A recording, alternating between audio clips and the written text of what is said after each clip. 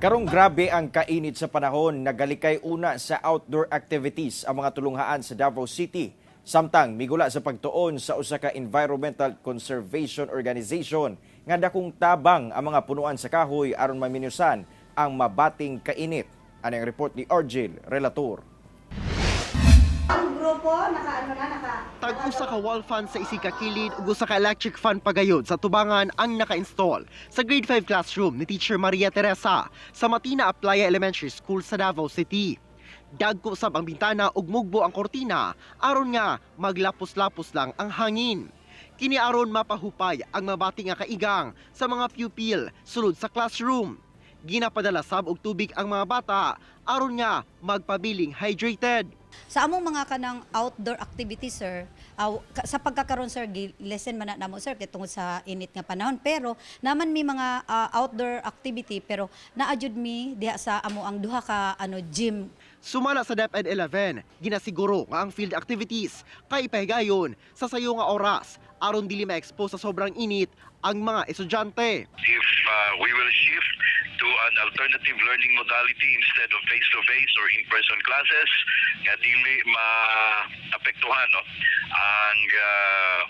ang pagtuon sa tuwa mga kabataan.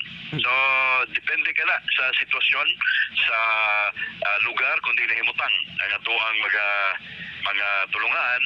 And ang lunay unang desisyon nga makapahiluna niya na is ang atong mga principal sa mga magtutundo kayo nato.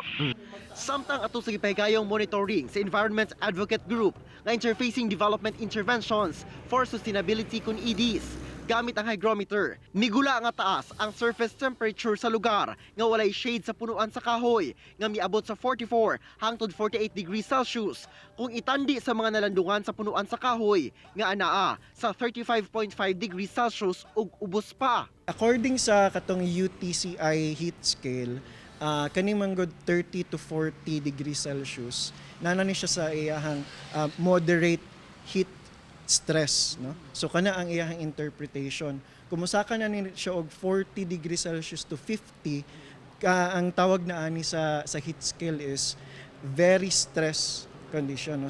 Luyo nga dunay mga bag-ong parke nga gitukod, gipanawagan ang pagpalapad pa sa green spaces sa syudad. Kulang actually in terms sa ato increasing population ang ato kay namang good gina-follow ning mga highly urbanized cities, especially nag-recommend karon sa World Health Organization na dapat natay 9 square meter per person na green space, no? So dapat kana ang target sa ato ang mga cities, especially Davao City na.